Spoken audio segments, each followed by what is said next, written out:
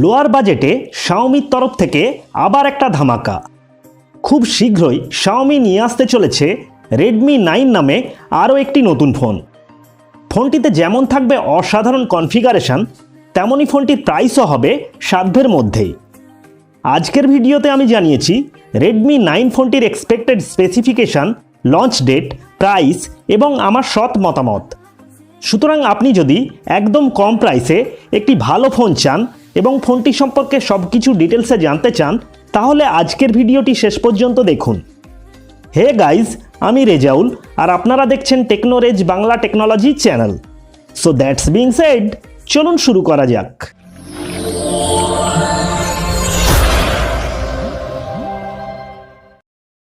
প্রথমেই জানব ফোনটির বিল্ড এবং ডিজাইনের ব্যাপারে। রেডমি 9 ফোনটির ফ্রন্টে থাকবে 2.5D curved glass, plastic body এবং ব্যাকে থাকবে অওরা মিরর ডিজাইন, যার ফলে ফোনটি লুকের দিক থেকে বেশ আকর্ষণীয় হবে। এবারে জানব ফোনটির ডিসপ্লের ব্যাপারে। ফোনটিতে থাকবে একটি 6.22 ইঞ্চির 1080x2340 রেজলিউশনের full view full HD plus IPS display, যেখানে ডিসপ্লেটিতে একটি ওয়াটার ড্রপ নচ থাকবে। সাথে থাকবে গরিলা গ্লাসের প্রোটেকশন। যেখানে ফোনটিতে full HD plus IPS display থাকায় ফোনটির ডিসপ্লে আউটপুট হবে অসাধারণ।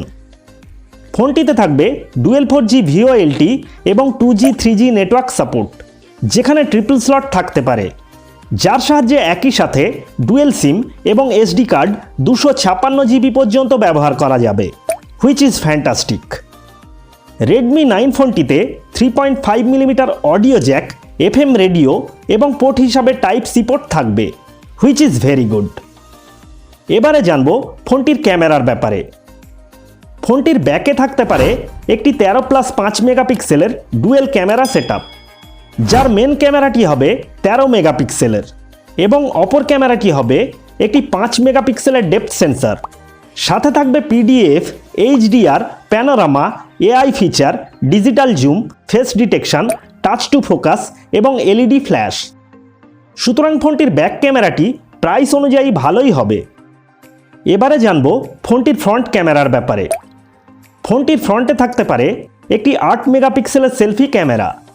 সাথে থাকবে এইচডিআর, এআই বিউটি মোড এবং এআই পোর্ট্রেট মোড। সুতরাং প্রাইস অনুযায়ী বিচার করলে ফোনটির ফ্রন্ট ক্যামেরাটিও বেশ ভালো হবে। ফোনটিতে সিকিউরিটি হিসাবে থাকবে ফেস আনলক এবং রেয়ার মাউন্টেড ফিঙ্গারপ্রিন্ট সেন্সর। সাথে বাকি সব বেসিক সেন্সরগুলিও থাকবে, হুইচ ইজ ভেরি গুড। এবারে কথা বলা যাক ফোনটির পারফরমেন্সের ব্যাপারে।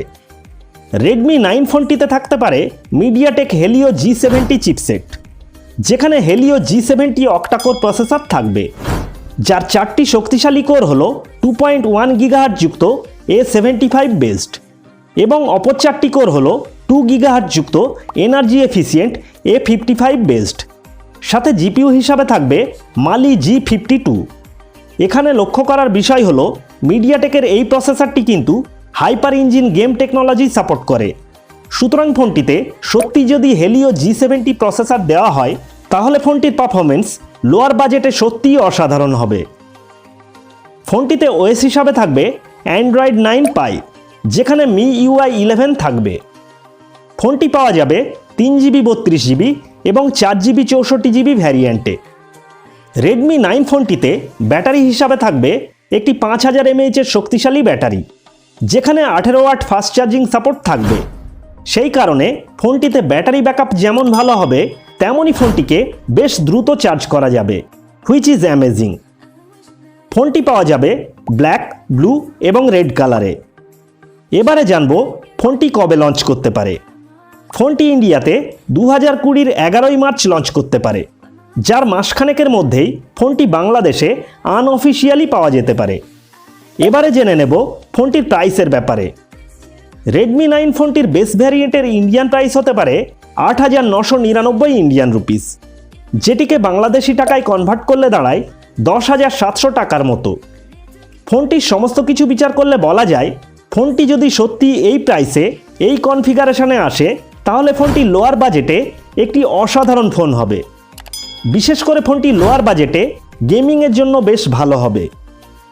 ফোনটি সম্পর্কে আপনার মতামত কি? আপনি কি এই প্রাইসে ফোনটি নেবেন? যদি নেন কেন নেবেন, আর না নিলে তার কারণ কি, নিচে কমেন্টে জানাতে পারেন।